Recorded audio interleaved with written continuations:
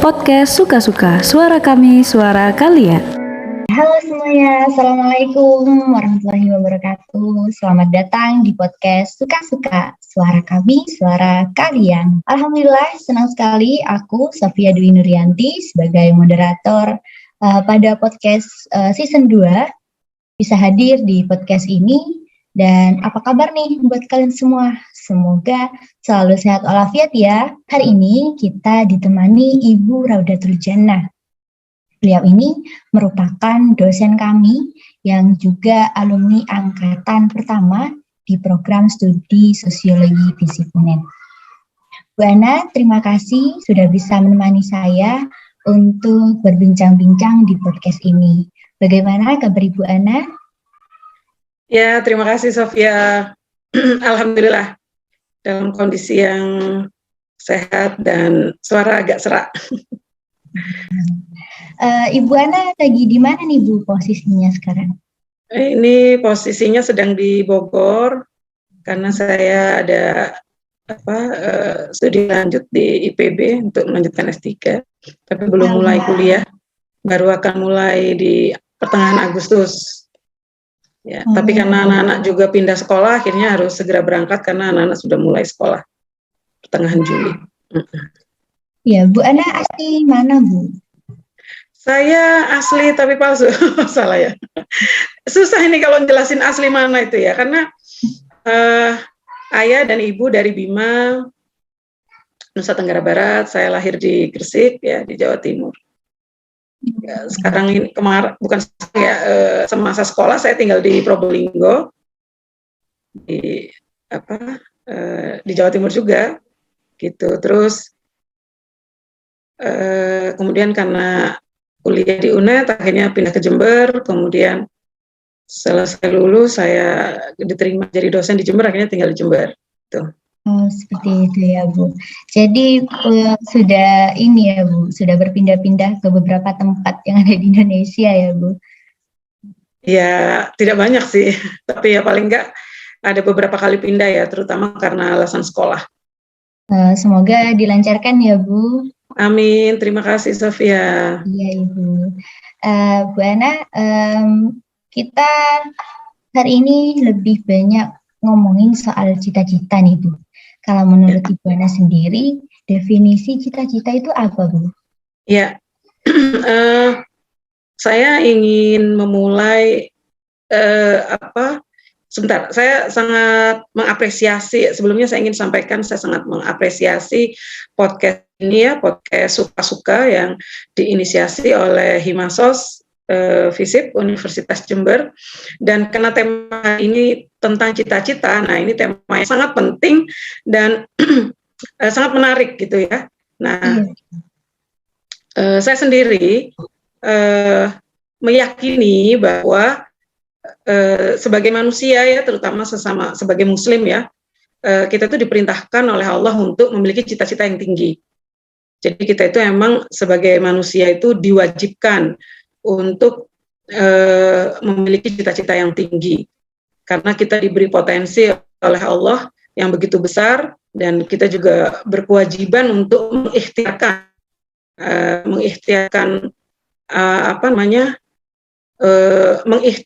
agar kita ini gitu ya, sebagai makhluk menjadi makhluk yang bernilai, berharga di muka bumi gitu. Selain bahwa kita disebut sebagai khalifah gitu ya, khalifah fil ard, khalifah di bumi. Oleh karena itu kewajiban bagi kita untuk menjadi makhluk terbaik. Nah, makhluk terbaik ini adalah tujuan atau yang utama dari kita hidup, dan itu yang kita sebut sebagai cita-cita. Rumit banget kan ya? Ya kalau nggak rumit, nggak asik gitu. Ya jadi cita-cita itu sesuatu yang ingin kita capai. Nah, katanya kan gantungkan cita-citamu setinggi langit gitu ya. Jangan setinggi pohon atau setinggi bangunan lantai 5 atau lantai 10 gitu ya. Kenapa setinggi langit? Karena ya langit itu sangat tinggi. Mungkin nggak diraih, ya mungkin enggak gitu loh. Karena kan kata-kata cita-cita setinggi langit itu seperti sebuah simbol bahwa setinggi mungkin gitu ya, maknanya setinggi mungkin. Saya pernah mendengar sebuah nasihat ya dari seorang profesor yang saya sangat kagumi. Beliau sampaikan kepada saya, Ana, kalau kamu punya cita-cita, kalau punya keinginan, pastikan, misalnya ini analoginya seperti gunung gitu ya, pastikan kamu sampai di puncak. Bahwa kemudian itu mungkin atau tidak mungkin sampai ke puncak, itu urusan belakangan. Tapi pastikan cita-citamu itu atau keinginanmu, rencanamu itu harus sampai di puncak. Gitu, nggak boleh sampai di pos pendakian pertama gitu, atau pos pendakian kedua misalnya. Karena kita nggak sanggup, oke deh cita-cita kita atau target kita sampai ke pos pendakian kedua aja gitu, karena kayaknya nggak mungkin mempertimbangkan itu sebagainya, nggak boleh. Jadi harus sampai di puncak. Bahwa kemudian takdir kita dengan usaha maksimal yang udah kita lakukan itu hanya membawa kita sampai di pos pendakian kedua gitu, ya udah nggak apa-apa gitu. Jadi kewajiban bagi manusia yang dibekali akal oleh manusia, oleh Allah, kewajiban bagi kita yang dibekali akal oleh Allah untuk punya cita-cita menjadi makhluk terbaik gitu. Mungkin cita-cita itu harus direncanakan dengan niat yang sungguh-sungguh gitu ya, Bu? Ya, betul, harus dengan kesungguhan. Semuanya harus dengan kesungguhan. Jadi yang kita maksud dengan kesungguhan itu adalah seluruh sumber daya yang kita punya itu kita maksimalkan di situ. Misalnya apa? Upaya dengan ikhtiar belajar, misalnya begitu ya. Kalau misalnya kita ingin berhasil melanjutkan pendidikan pasca sarjana misalnya, karena kita juga harus bersaing dengan kompetitor lain untuk mendapatkan beasiswa misalnya, artinya kita harus mengeluarkan tenaga, ya, waktu, kesungguhan, konsentrasi untuk belajar bahasa Inggris misalnya. Jadi usaha yang yang real itu harus kita lakukan, berdoa juga gitu.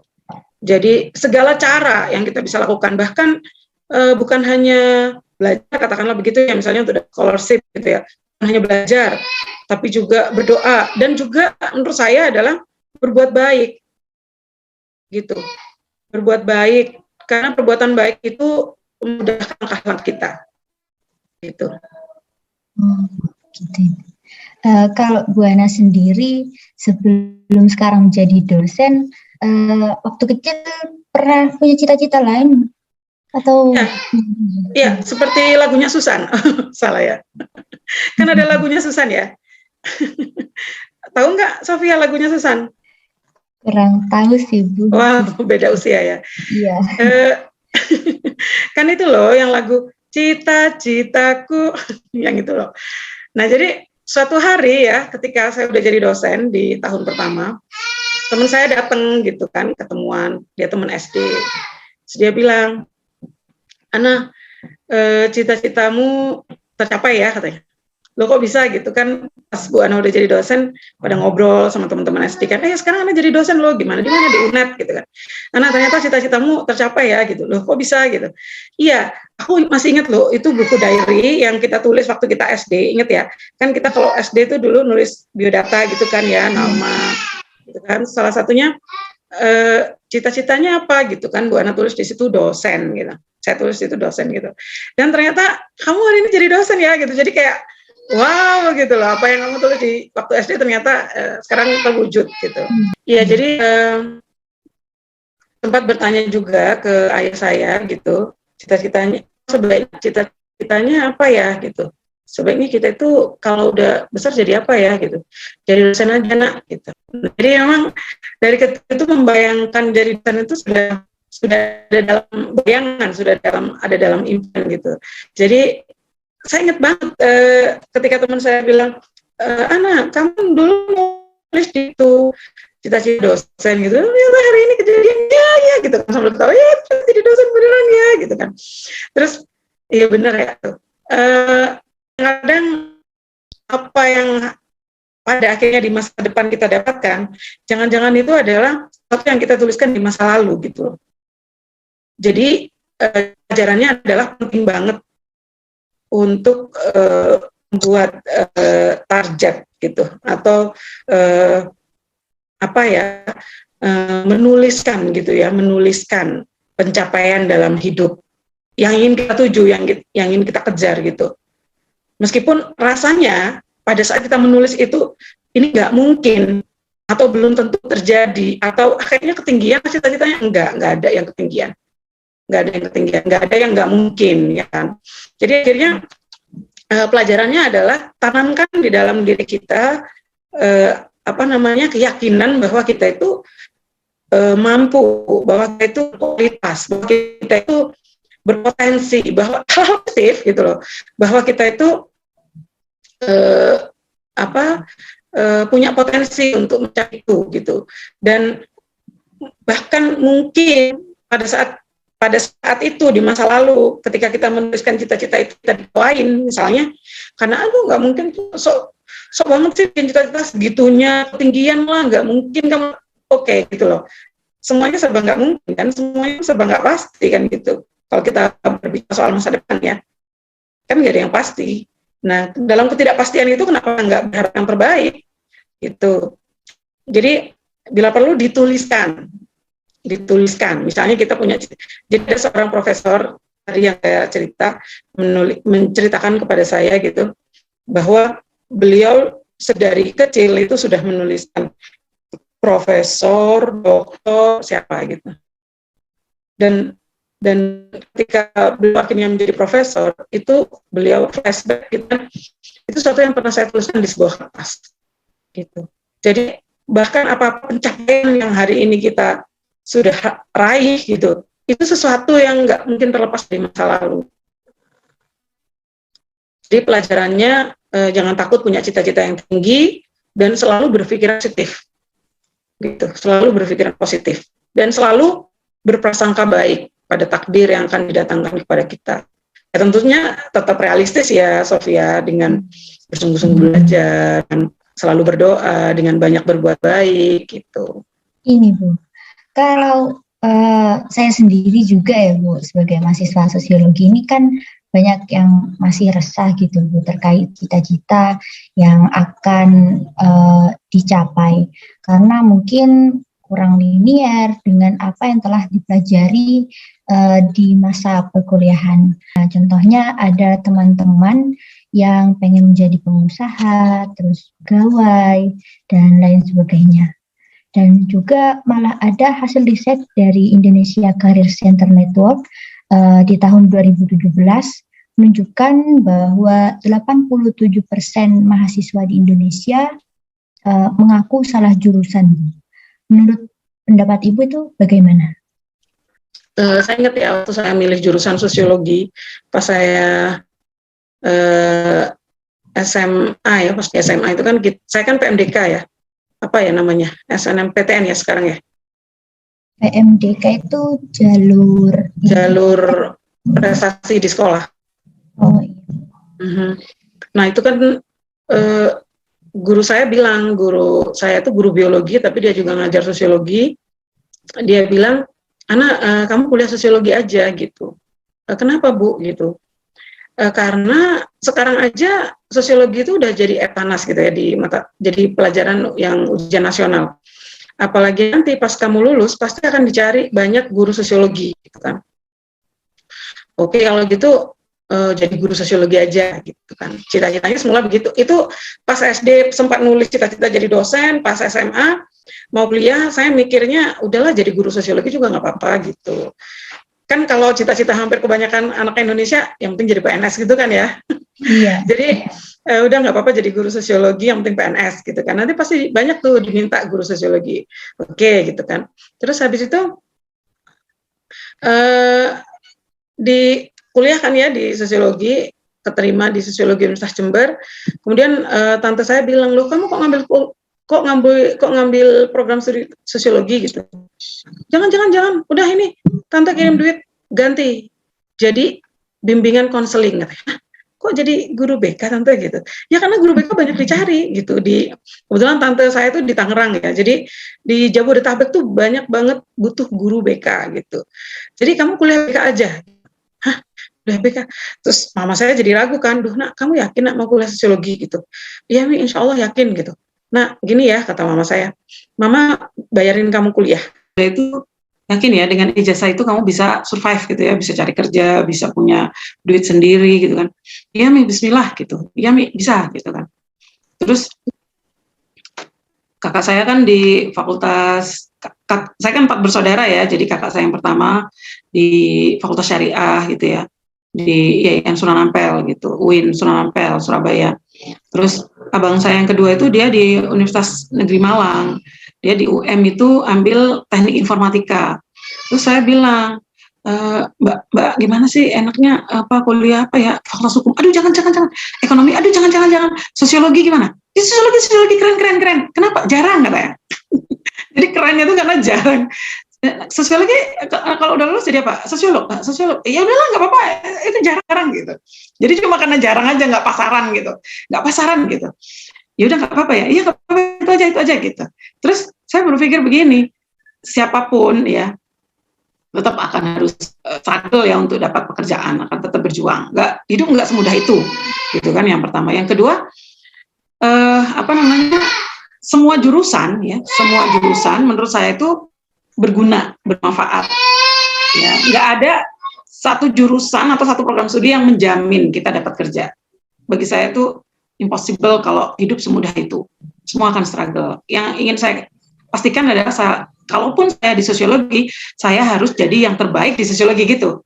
Jadi kalaupun saya mempelajari sosiologi yang kata orang sih, aduh ilmu apa sih itu nggak begitu penting gitu ya, bukan kedokteran gitulah. Tapi nggak apa-apa gitu. Kalau saya menguasai ilmu ini, saya jadi yang terbaik di bidang ini, ya saya pasti akan dipakai gitu. Saya pasti akan kepake, kira-kira gitulah yang saya. Jadi saya sendiri karena angkatan pertama di Prodi Sosiologi Universitas Jember ya, ada sekitar 30 teman saya di situ dan dinamika yang terbentuk ya karena angkatan pertama. Semua orang ketika masuk ke Sosiologi UNED karena angkatan pertama, jangan-jangan cuma saya mahasiswanya, jangan-jangan mahasiswanya 5, jangan-jangan cuma 7, nanti gimana teman kita siapa dong gitu kan? Ada nggak sih ini program studinya jadi beneran nggak nih kuliah beneran gitu? Ternyata berkumpul lah 29 orang ya dengan dinamika itu dan semuanya punya punya tekad berangkat dari rumah masing-masing. Kebetulan agak jauh-jauh ya sebarannya, ada yang dari Lampung, ada yang dari Bengkulu, ada yang dari Jawa Tengah gitu ya, ada yang dari Jabodetabek, ada yang daerah sekitar Besuki Raya gitu. Karena kita jauh-jauh, ada yang dari Madura juga gitu. Karena kita dari jauh-jauh dan sama-sama ngerasa, aduh jangan-jangan mahasiswanya cuma 5, jangan-jangan cuma kita gitu. Jangan-jangan dosennya sedikit dan sebagainya karena serba nggak pasti karena angkatan pertama ya. Dan itu kemudian memberi motivasi tersendiri ya buat teman-teman, akhirnya masing-masing orang punya tekad gitu untuk bersungguh-sungguh dengan jurusan ini. Bahkan teman saya dari Lampung itu dia bilang, kan kalau kita bercanda kan mesti nanya, pasti pilihan kedua ya gitu kan. Kalau misalnya kita tanya jurusan, pilihan kedua ya, kalau enggak katanya, keren, pertama, enggak, ketiga katanya.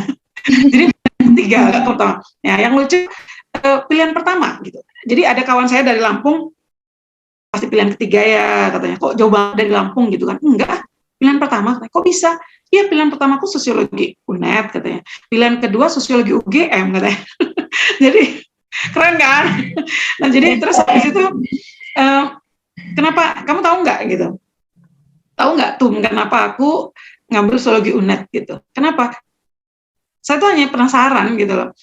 Di Jember itu di mana ya gitu loh. Kan susah tuh nyari Jember di peta katanya. Di peta itu susah nyarinya. Jadi aku penasaran Jember tuh ada ya, eksis ya gitu.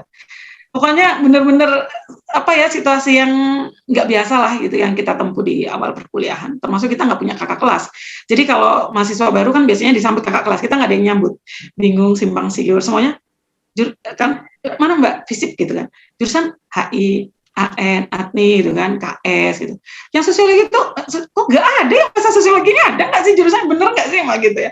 Ada bener nggak ini prodinya gitu. Jadi Dan itu memotivasi kita untuk survive gitu loh. Yang lucu pada saat saya tahun kedua mungkin ya adik saya mau kuliah kan, dia lulus SMA mau kuliah, terus nanya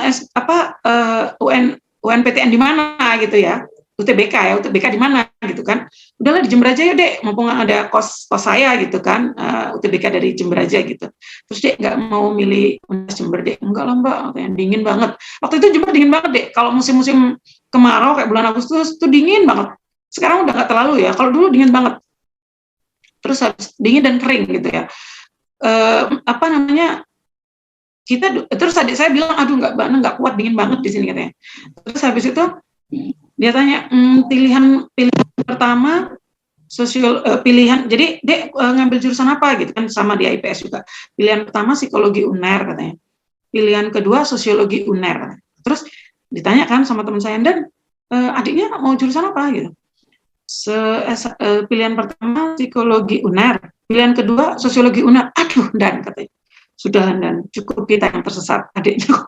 Jadi kan saya dulu kan ketua Himasos ya, dan sekretaris saya kebetulan anak menwa, jadi dia biasa maju mundur tuh manggil komandan dan gitu. Akhirnya dan sudah dan cukup kita yang tersesat, jangan lagi sesatkan adiknya komandan itu untuk tersesat di sosiologi katanya. Jadi akhirnya jadi bercandaan kita gitu, kalau kuliah di sosiologi itu semacam orang tersesat gitu. Dan temen yang akhirnya kuliah di sosiologi itu, yang bilang tersesat itu, akhirnya hari ini kalau nggak salah kerja di leasing atau di mana gitu ya, dan di Yamaha atau di mana, dan sepertinya posisinya cukup penting gitu loh. Artinya kemudian ngelanjutin pertanyaan Sofia ya, tidak ada satu program studi pun yang menjamin semua alumninya itu akan linear, menurut saya begitu. Tidak ada satu program studi pun yang menjamin semua lulusannya akan linear, semua lulusannya akan diterima di dunia kerja gitu. Itu pada akhirnya kembali ke nasib ya, ke jalan hidup, ke kesungguhan kita untuk apakah kita akan linear menggunakan pengetahuan itu, ataukah kita memilih jalur lain. Tapi saya selalu percaya tidak ada pengetahuan yang tidak berguna gitu, tidak ada pengetahuan yang tidak berguna. Saja kan tidak semua mahasiswa ketika masuk ke kampus ya, kampus itu kan pendidikan orang dewasa ya, mahasiswa itu tidak perlu didampingi wali mahasiswa, dia memutuskan sendiri ya, mahasiswa karena dianggap orang dewasa, di umurnya di atas 18 tahun, dia memutuskan sendiri, dia akan mengambil berapa SKS di semester itu, kemudian dia mengambil mata kuliah pilihan apa, itu adalah keputusannya sendiri, dia bersungguh-sungguh belajar, itu keputusannya sendiri, dia main-main selama kuliah itu juga keputusan sendiri, karena ini pendidikan orang dewasa yang bisa menentukan hidupnya sendiri, orang kemudian memutuskan membuat langkah-langkahnya sendiri. Apakah kuliah itu bagian dari menambah pengetahuan, membangun kualitas, membangun kapasitas diri, atau sekedar formalitas untuk mendapat ijazah? Gitu. Nah, kalau formalitas untuk mendapat ijazah dan kemudian ketika lulus yang nggak dapat pengetahuan itu, katakanlah misalnya pengetahuan sosiologi, ya dia hanya akan dapatkan ijazah. Apakah linear atau enggak? Nah, itu kemudian kembali ke nasib. Tapi saya selalu percaya nggak ada pengetahuan yang sia-sia. Apalagi pengetahuan sosiologi ya, yang itu oleh Auguste Comte disebut the mother of science, ya kan, ibu dari semua ilmu pengetahuan. Sebagai manusia dalam masyarakat manusia, pengetahuan sosiologi itu berguna dalam semua aspek kehidupan, dalam semua peran sebagai kelak ya, misalnya perempuan peran sebagai istri, ketika dia dalam masyarakat luas, peran dia dalam konteks posisi dia dalam pekerjaan, baik bekerja sebagai katakanlah HRD di sebuah perusahaan, atau dia kepala dinas dari sebuah dinas pemerintahan, misalnya kepala dinas dari dinas sosial misalnya, atau kalau dia dosen sosiologi atau guru sosiologi atau wartawan, menurut saya semuanya butuh pengetahuan sosiologi, pengetahuan tentang masyarakat gitu. Dan semestinya pengetahuan itu membuat kita menjadi lebih bijaksana gitu. Yang saya maksud dengan bijaksana itu kita nggak gampang ngejudge orang, nggak gampang ngasih stereotyping ke orang, nggak gampang underestimate ke orang gitu loh. Karena kita meyakini bahwa di atas langit masih ada langit, ilmu itu luas, pengalaman orang itu berharga gitu. Sehingga secara formal misalnya dari buku yang ditulis atau dari diskusi ilmiah Tapi dari penelitian yang kita lakukan selama kuliah, itu kan kita juga mendapat pengetahuan. Cerita kehidupan informal, nah itu kan pengetahuan. Nah, itu yang kemudian membuat kita menjadi lebih bijak dan open minded gitu. Dan punya banyak ruang gitu ya untuk memahami orang lain. Karena kita punya pemahaman, punya perspektif dalam pikiran tentang bagaimana dunia sosial bekerja gitu. Untuk kedepannya Bu Ana ini masih ada nggak Bu yang Ibu cita-citakan atau memang sudah mentok cukup jadi dosen? Cukup jadi dosen, iya. Pergerakan. Ya, itu bagus banget ya pertanyaannya. Kita hidup itu kan dinamis ya, Sofia. Kadang-kadang ada satu momen di mana kita menjadi sangat ambisius. Misalnya seperti Bu Ana. Ketika Bu Ana masih S1, Bu Ana masih single yang kemudian cita-citanya tuh pokoknya ambisius banget ya. Misalnya kepingin begini, ke situ nanti di masa depan begini, S3-nya harus begini, begitu dan sebagainya gitu ya. Nah, terus pada saat S2 berubah lagi karena bertemu orang lain lagi, kita terinspirasi dengan keberhasilan orang, kita punya pandangan tentang hidup itu agak bergeser misalnya gitu ya. Terus kemudian menikah, nah kemudian memasuki peran baru kan sebagai istri, sudah harus menyesuaikan dengan suami.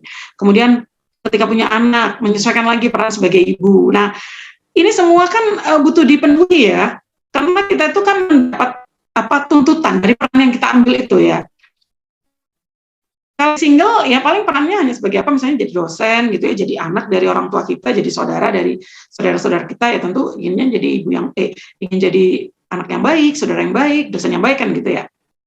Kemudian ketika jadi istri, ingin jadi istri yang baik, ibu yang baik. Nah, seringkali Sofia peran-peran ini juga ada konfliknya juga gitu ya. Ketika kita ingin jadi istri yang baik, ya kadang-kadang kita nggak begitu bisa jadi dosen yang baik gitu kan.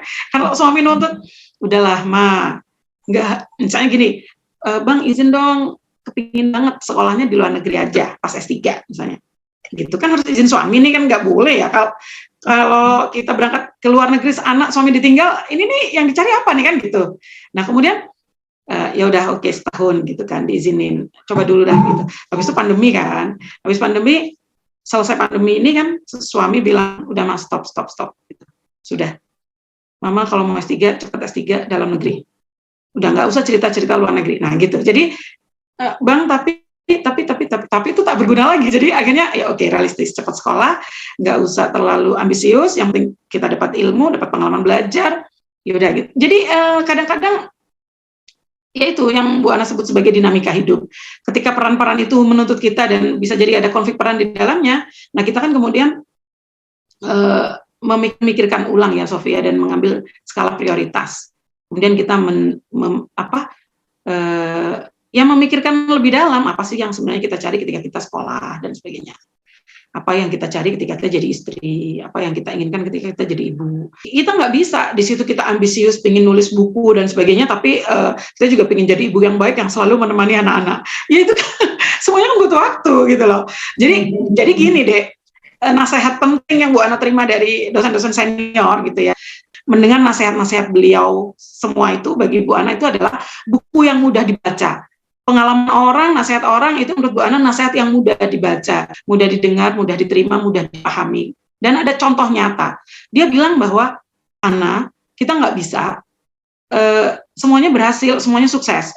Misalnya kalau karir sukses, kemudian rumah tangga sukses gitu ya, dengan sempurna ya.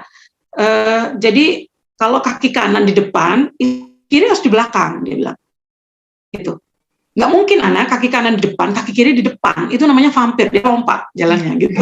Nggak semua orang kuat jadi vampir ya, gitu. Nggak semua orang kuat jadi vampir, jalannya lompat. Nah, kalau ingin tenang hidupnya, ya kalau ada yang di depan berarti ada yang di belakang. Kalau misalnya kita lebih prioritas jadi ibu, karena kita nggak ingin tinggalin anak-anak belajar, ya udah kalau gitu karirnya agak sabarlah gitu. Kalau nggak, ya akan banyak konflik peran yang kita alami.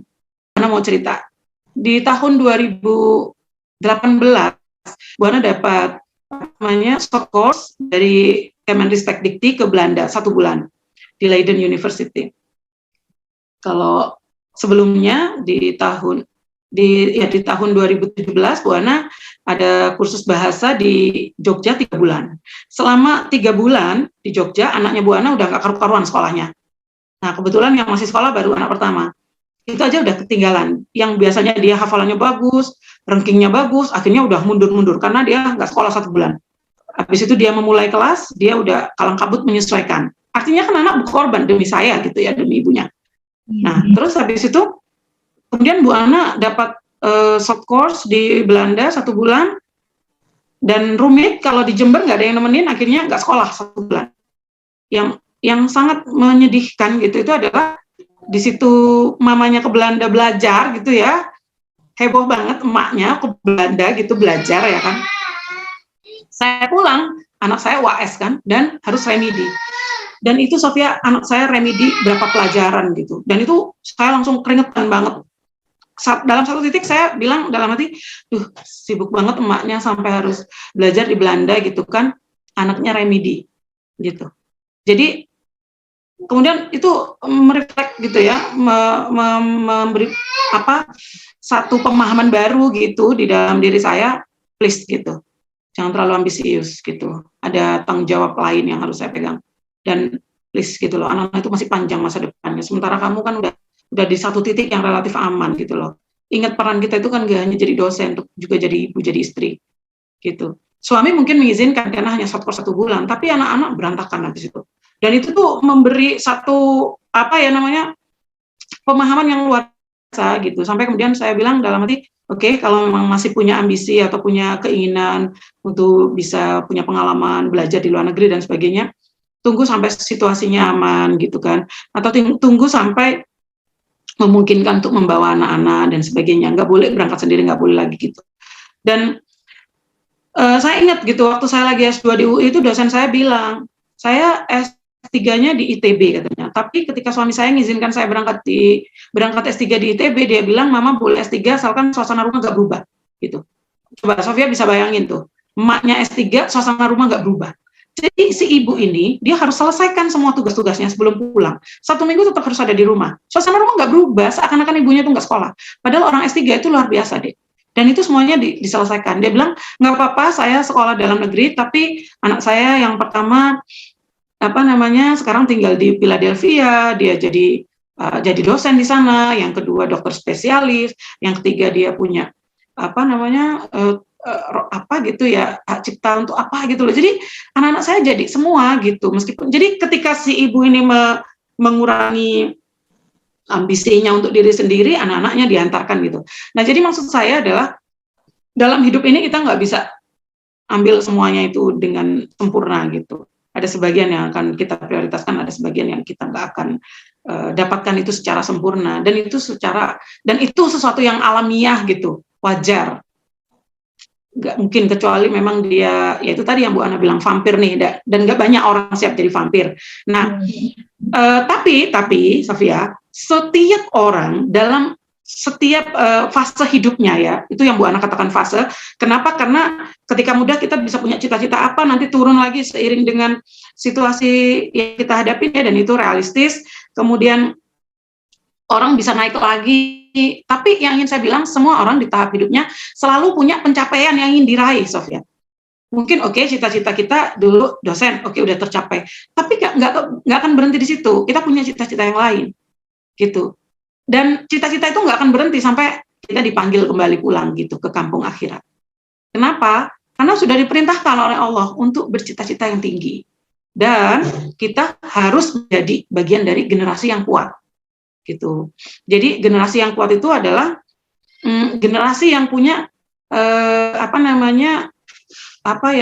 giroh gitu ya, keinginan, passion gitu ya, untuk selalu menjadi yang terbaik dalam semua peran yang kita ambil gitu, semua peran yang harus kita ambil dalam hidup. Jadi Bu Ana, untuk cita-cita kedepannya masih ada atau gimana? Ya masih ada. Gini, berdasarkan pengalaman saya mendengar dari cerita teman-teman yang sudah lebih banyak ya pencapaiannya ya.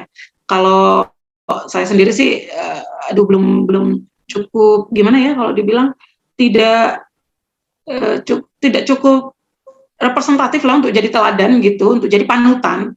Karena pencapaian teman-teman itu banyak yang luar biasa gitu, di luar pencapaian orang biasa gitu. Karena disiplin mereka, karena kesungguhan mereka, karena sedikit kecerdasan mereka juga gitu. Yang itu selalu menginspirasi orang lain kan.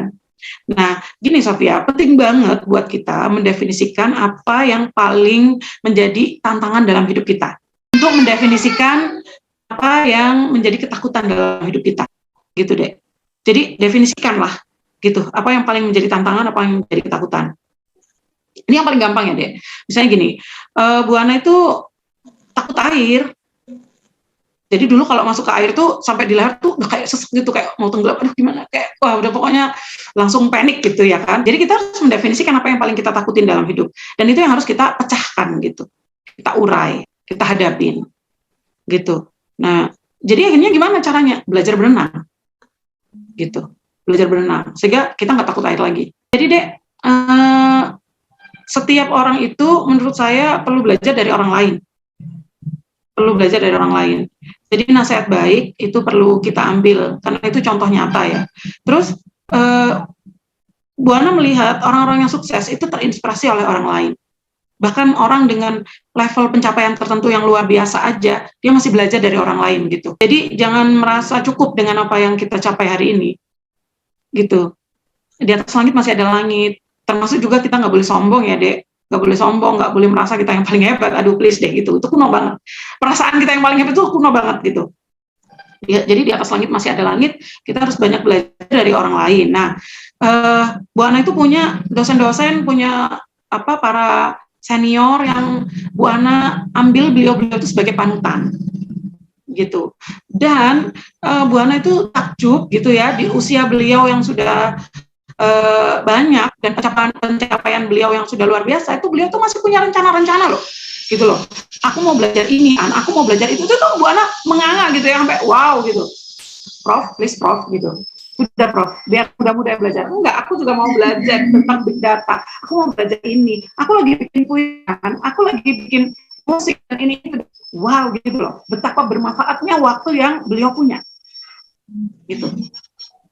Soal kampung akhirat ya dengan ibadah kan gitu. Tapi soal pencapaian di dunia sehingga dia tetap akan bermanfaat gitu loh, Dek. Jadi keberadaan dia gitu, eksistensi dia sebagai bagian dari masyarakat manusia, katakanlah gitu ya. Itu luar biasa gitu loh. Di usianya yang begitu, jadi tidak pernah berhenti. Kita nggak boleh puas, kita harus terus belajar gitu. Apalagi ada mahasiswa yang hari ini sedang dalam tahap bersungguh-sungguh menambah pengalaman lebih banyak dengan waktu yang terbatas selama kuliah di S1 ini untuk terus menempa diri sehingga berkualitas gitu loh. Dan kualitas adik-adik itu loh akan membawa adik-adik kemana gitu. Kualitas adik-adik itu kan gini deh, kualitas itu kan sesuatu yang abstrak ya. Oke, walaupun orang-orang sama-sama cum laude misalnya, konkretnya terlihat IPK 3,80 misalnya. Si A 3,80, si B 3,80. Kualitasnya belum tentu sama. Gitu. Jadi kualitas itulah nanti yang akan mengantarkan adik-adik pada takdir baik yang sudah Allah siapkan. Ingat, jadi yang terbaik itu bukan berarti ambisius terus habis itu menghalalkan segala cara, apalagi terus jadi sombong, jadi arogan, jadi nggak asik, nggak banget. Di luar sana banyak banget orang-orang baik yang humble, gitu. Banyak banget orang-orang baik yang rendah hati, yang sabar, yang asik, gitu. Dan itu adalah orang-orang benar-benar panutan hidup, gitu. Yang harus kita ambil, kita jadiin inspirasi, gitu, untuk menata hidup kita. Untuk merencanakan hidup kita. Bu Ana ingat banget, Bu Ana dulu waktu S1 punya temen, dulu dia kelihatan, sorry to say ya, kuno banget, deso banget, wow gitu loh, wow gitu, dia berteman dengan orang-orang baik, berteman dengan orang-orang hebat, yang akhirnya dia ikut hebat, dia lulus, habis itu dia S2, hari ini dia di posisi penting yang mungkin teman-temannya yang dulu ngejek, akan terdiam gitu, karena betapa hidup itu bisa berubah, gitu loh, karena motivasi baik, teman-teman baik, dan inspirasi dari orang-orang baik. Yang jelas deh, selama kita masih punya nafas ya, dikasih hidup sama Allah, dikasih waktu sama Allah, wajib banget kita ngisi waktu yang kita punya itu dengan hal-hal yang bermanfaat gitu. Ya. Banyak nih Bu, orang-orang yang merasa bahwa cita-cita mereka itu dinilai terlalu tinggi untuk digapai. Mungkin menurut Ibu Ana itu faktor apa saja yang bisa mempengaruhi orang berpikiran seperti itu, Bu? Ini deh, yang pertama kita harus setuju bahwa nggak ada yang nggak mungkin kan. Iya. Toh yang menghantarkan kita ke cita-cita itu kan bukan soal usaha kita aja toh. Sebagian juga takdir gitu loh. Kan kita kira gini kan, kayaknya usahanya begitu-begitu aja, kok sukses ya gitu kan. Gitu. Ya karena bisa jadi takdir yang mengantarkan kita ke situ. Gitu. Terus kita bisa bilang, ya bisa lah orang itu sampai ke tahap itu, semalam aja nggak tidur gitu kan, bermalam-malam nggak tidur, isinya belajar, tidur sebentar, belajar lagi, tidur sebentar, belajar. Ya wajar lah ya kalau dia sampai pada tahap itu, titik itu, keberhasilan yang itu gitu kan. Jadi ada banyak hal orang itu kemudian sampai pada titik itu ya sebagai orang yang beriman kita percaya bahwa takdir itu datangnya dari Allah. Nah, karena takdir itu datangnya dari Allah, ya nggak ada yang nggak mungkin dong gitu loh. Jadi karena takdir itu datangnya dari Allah bukan dari manusia, ya nggak ada yang nggak mungkin. Kalau kita berpikir bahwa itu usaha kita, ya bisa jadi nggak mungkin. Tapi karena kita percaya bahwa takdir itu dari Allah, ya jadi mungkin. Kenapa? Ya karena ada invisible itu, something yang nggak terjelaskan itu, faktor nggak terjelaskan itu apa kan gitu. Tapi kan kita berikhtiar. Menurut saya, kalau kita punya asumsi bahwa itu nggak mungkin, itu adalah akar ketidakberhasilan yang pertama. Jadi ketidakberhasilan itu pertama kali datangnya dari hilangnya kepercayaan atau optimisme bahwa kita akan berhasil itu. Jadi kegagalan pertama, ya kegagalan pertama dalam hidup kita itu adalah ketika kita yakin atau kita percaya bahwa kita nggak akan berhasil gitu. Jangan sekali-sekali menanamkan itu dalam pikiran. Meskipun Bu Ana bilang realistis ya. Realistis itu artinya begini, Sofia. Misalnya kayak dalam konteks Bu Ana misalnya gitu ya. Mau sekolah ke luar negeri berani nggak berangkat kayak gitu. Jadi maju mundur. Bukan soal kita nggak berhasil dapat beasiswa atau enggak. Kadang-kadang yang membuat kita mengurungkan langkah. Ya karena ada prioritas lain misalnya. Jadi kita itu akan selalu punya potensi untuk sukses selama kita terus mengusahakan itu. Kebanyakan orang gagal itu kan ketika dia berhenti. Jadi berhenti mengusahakan itu. Kegagalan yang pertama yang dia alami sebelum mimpi yang dia inginkan itu benar-benar nggak tergapai, itu adalah ketika dia berhenti mengusahakan itu. Ya dia udah pasti gagal. Tapi selama dia mengusahakan itu, Bu Ana melihat banyak contoh ya, teman-teman yang terus disiplin ya, istiqomah, mengusahakan apa yang dia yakini, sukses pada akhirnya gitu. Misalnya satu hari Bu Ana ketemu kawan gitu kan, yang kemudian Ana aku jadi berangkat ke Jerman gitu kan, dan kemudian kita berpelukan, ya Allah apa yang kamu jadikan dulu gitu kan, ya kayaknya dulu saya lihat kejadian ya, kejadian sumpah keren banget gitu. Iya jadi ya ternyata beneran ya Mbak, beneran gitu. Ya karena dia disiplin gitu, dan apa yang dia usahakan tuh benar-benar dia lakukan dengan sungguh-sungguh, semua sumber daya dia arahkan ke situ. Dan kenapa orang nggak berhasil? Pertama karena dia berhenti mengusahakan itu, karena dia kemudian memahami bahwa aku merasa sumber daya yang aku habiskan ini udah nggak worth it lagi gitu kan misalnya. Aku merasa saya merasa harus memikirkan ulang apakah benar-benar ini yang saya inginkan gitu. Kemudian dia mengubah cara berpikir misalnya, atau mengubah pencapaian, mengubah target, atau kemudian merasa putus asa misalnya begitu. Tapi bahwa begini loh Dek Sofia, apa-apa dalam hidup itu, apakah itu tercapai cita-cita kita atau belum tercapai, kita tetap harus berdoa.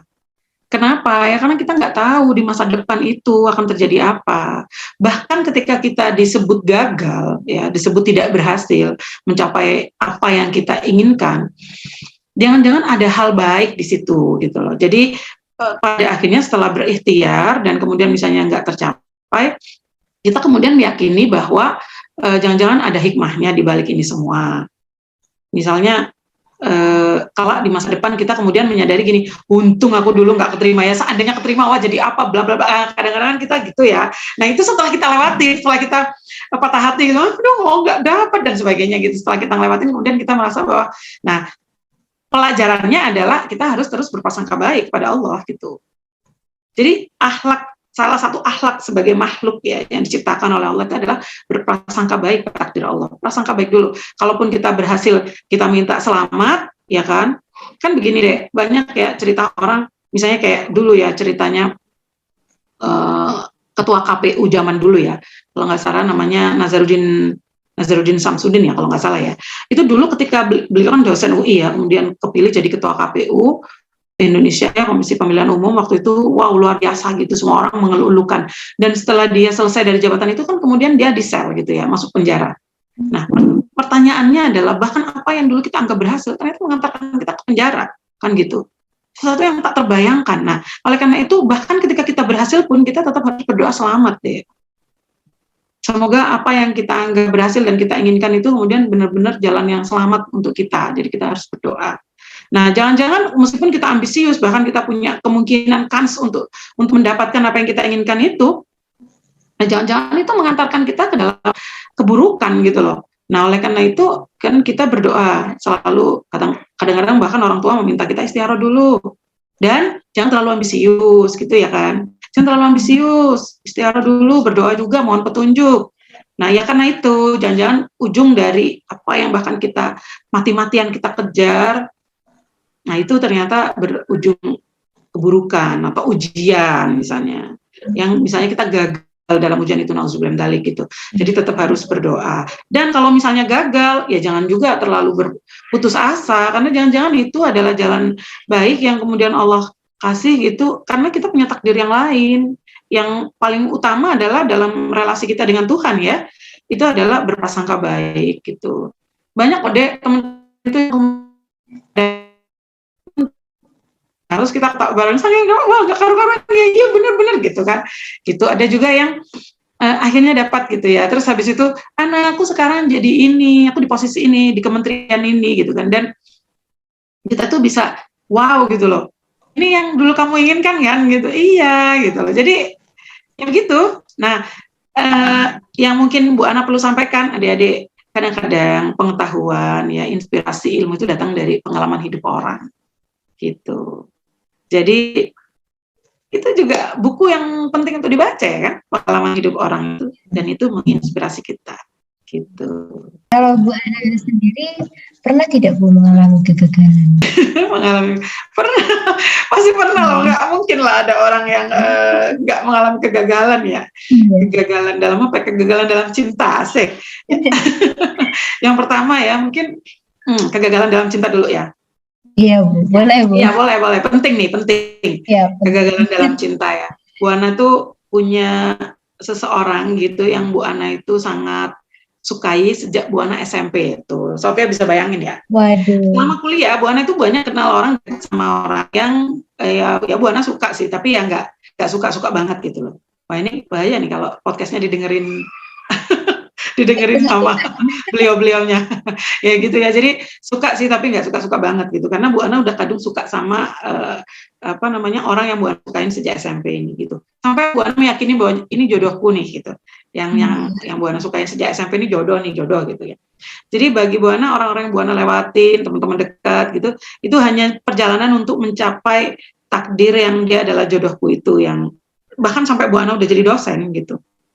Jadi Bu Ana itu kenal si A, si B, si C itu enggak ini bukan jodoh, ini bukan calon suami, ini enggak gitu. Jadi meskipun jadian misalnya sebentar pacaran 3 bulan putus, enggak, hanya sebatas Bu Ana lewatin untuk mencapai yang takdir yang Bu Ana yakinin itu. Ya itu salah ya, enggak boleh kita meyakini dia adalah jodoh kita gitu kan. Kemudian sampai pada satu titik momen itu terjadi gitu kan. Momen itu terjadi, Bu Ana beneran dilamar gitu kan.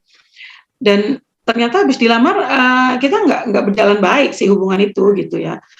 Ya ternyata tidak mudah bersama orang yang Bu Ana impikan ini, meskipun ini nih energi cinta besar banget nih, tapi ternyata bukan pasangan yang serasi gitu ya. Habis itu sampai pada satu titik akhirnya kita selesai gitu, udah nggak cocok nih dilanjutin lagi hubungannya, udah selesai gitu. Dan itu tuh satu momen yang membuat Bu Ana patah hati banget gitu. Tapi kawan Bu Ana bilang, Ana please gitu, berjuang untuk ini. Jangan move dulu ke orang lain sebelum kamu selesai dengan masa lalu gitu. Aku nggak ingin setelah memasuki pernikahan kamu masih belum selesai dengan orang ini gitu. Jadi kemudian please kamu harus berjuang untuk ini gitu. Kamu kan selama ini pejuang gitu. Masa untuk ini sesuatu yang kamu inginkan kamu nggak berjuang sih gitu. Ya udah oke, itu aku diperjuangkan dulu sampai pada satu titik udah aku udah merasa cukup berjuang dan bisa selesai. Nah, itu kegagalan yang cukup membuat patah hati, meskipun Bu Ana orangnya nggak terlalu yang baperan kelamaan, terus habis itu ya nggak mau ini, nggak mau itu, nggak juga. Gini deh, saya tuh model orang yang walaupun berat, misalnya lagi jengkel banget, kesel banget, tapi tetap harus saya selesaikan nih gitu. Misalnya ada project gitu ya bersama, orang ini menjengkelkan sekali atau aduh nggak cocok banget nih sama orang ini, nggak bisa nih, tetap Bu Ana harus selesaikan. Jadi saya tuh termasuk orang yang kalau saya mulai saya harus selesaikan urusan apa, dari mulai harus saya selesaikan. Bahwa kemudian apa namanya penuh dengan drama dan air mata, nggak apa-apa, pokoknya harus selesai gitu. Terus habis itu sampai pada satu titik hari ini kan akhirnya Bu Ana udah enggak sama orang ini ya, terus habis itu ketemu suami gitu, habis itu menikah gitu. Yang kemudian hari ini untung enggak sama orang itu gitu deh Sophia. Jadi kegagalan itu kemudian Bu Ana refleksikan gini, untung enggak sama orang itu gitu. Seandainya menikah sama orang ini wah bahaya nih, bakal begini bakal begitu nantinya gitu. Untung sama suami gitu kan, dia menghargai ini itu dan gitu. Jadi bahkan apa yang dulu kita sesali tangisi gitu ya, jangan-jangan kelak di masa depan itu kita syukuri gitu. Jadi misalnya kita gagal nih, sedih banget, tapi please gitu, jangan berlarut-larut di situ. Kita nggak tahu kelak di masa depan kita ketawa, ingat masa ini yang kita nangis-nangis Bombay gitu kan. Di masa depan kita ketawa, ingat, duh dulu nangis gitu ya, ternyata aduh apalah yang kita tangisi gitu. Pasti orang punya fase kegagalan masing-masing dalam hidup ya Bu. Terakhir nih Bu, ada tips atau pesan untuk mahasiswa prodi sosiologi khususnya yang belum tahu arah menentukan cita-citanya Bu? Bu Ana sering ya mendengar, nggak sering sih, tapi ya sering. Jadi nggak sering kalau misalnya ketemu sama adik-adik yang pinter-pinter, yang rajin-rajin gitu ya. Tapi jadi sering mendengar kata-kata ini kalau berkumpul sama adik-adik yang mungkin ya tidak begitu sering bergaul dengan teman-teman yang ambisius misalnya, atau dengan teman-teman yang menginspirasi gitu ya. Mereka bilang, Dek, cita-citanya apa sih gitu? Gimana nih rencana kerjanya di mana nih? Mau cita-citanya apa? Aduh nggak tahu ya Bu. Aduh belum tahu. Aduh apalah Bu. Gitu. Please gitu ya. Jangan udah ngalir aja. Ngalir kemana? Ke laut apa ke got? Atau ke sungai yang mati kan gitu? Atau ke tanah kering? Kita mau ngalir kemana? Hidup itu nggak mengalir seperti air yang ngalir ke laut dan aliran itu bagus, nggak ketahan sampah. Please gitu loh. Bu Ana selalu meyakini bahwa hidup itu harus direncanakan dengan baik, gitu. Jadi rencanakan hidup adik-adik dengan baik. Masa depan itu hari ini, bukan setahun lagi, 2 tahun lagi, 4 tahun lagi, enggak. Masa depan itu hari ini. Apa yang kita dapat di masa depan itu kita panen, kita petik dari apa yang kita tanam di masa kini. Masa kini itu kelak jadi masa lalu buat masa depan. Jadi adik-adik, please persiapkan diri adik sebaik mungkin gitu. Persiapkan diri adik sebaik mungkin. Lakukan hal baik. Jangan sia-siakan waktu. Gitu loh. Percayalah gitu loh. Orang-orang di luar sana sudah banyak mempersiapkan diri sehingga mereka hari ini lebih berkualitas daripada kita. Gitu. Orang lain di luar sana sudah lebih pintar dari kita sekarang. Orang lain di luar sana udah lebih rajin, udah lebih banyak keterampilannya, udah lebih banyak jaringannya, udah lebih baik kepribadiannya gitu. Kalau kita nggak mempersiapkan diri dari sekarang, kapan? Gitu. Jangan sampai ketika adik-adik ada di dunia kerja, kemudian adik-adik menyadari bahwa, kenapa ya selama kuliah aku nggak belajar itu? Selama kuliah aku nggak belajar ini. Sebagainya, sesuatu yang kita sesali. Bahkan, gua masih nggak menyesal ya selama kuliah S1. Seingat saya sih, saya cukup sibuk gitu dan banyak hal yang sudah saya kerjakan. Tetap aja ketika saya cari kerja, saya merasa, kok nggak bisa ini, nggak bisa itu, kok saya nggak berkualitas gitu. kok nggak bisa, kok nggak ini, kok nggak itu, kok orang pinter, kok saya enggak gitu loh. Malu loh gitu loh. Katanya kumlot, katanya kok saya nggak pinter gitu. Jadi, aduh, kayaknya kok kurang belajar ya, kok kurang bisa, kok kurang hebat, kok kurang ini, kurang itu dan sebagainya gitu. Dan perasaan kurang ya, kurang belajar, kurang hebat, kurang pinter, itu sangat baik sekali. Kita harus punya perasaan kurang. Karena dengan perasaan kurang itu kemudian kita termotivasi untuk menambah. Kita perlu menambah dan sebagainya itu. Nah, Sofia, yang paling juga penting adalah bertemanlah dengan baik. Gitu. Teman dengan orang-orang yang solih, yang juga taat dalam ibadah, kita terbawa. Saya tuh nggak pintar diskusi.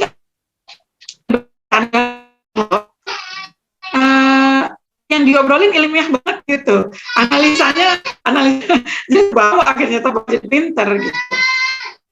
Kalau lagi merencanakan masa depan, ya, kita bawa ambisius juga gitu. Kalau ngobrolin ibadah, ngobrolin perbuatan baik, teman-teman ini itu sukarelawan di sini di situ, ya terbawa jadi dermawan juga gitu. Jadi ya itu perlu banget lingkungan yang baik.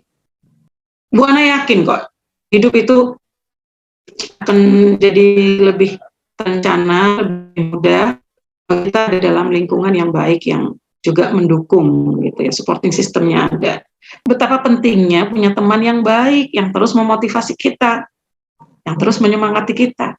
Kalau nggak percaya diri, percaya teman.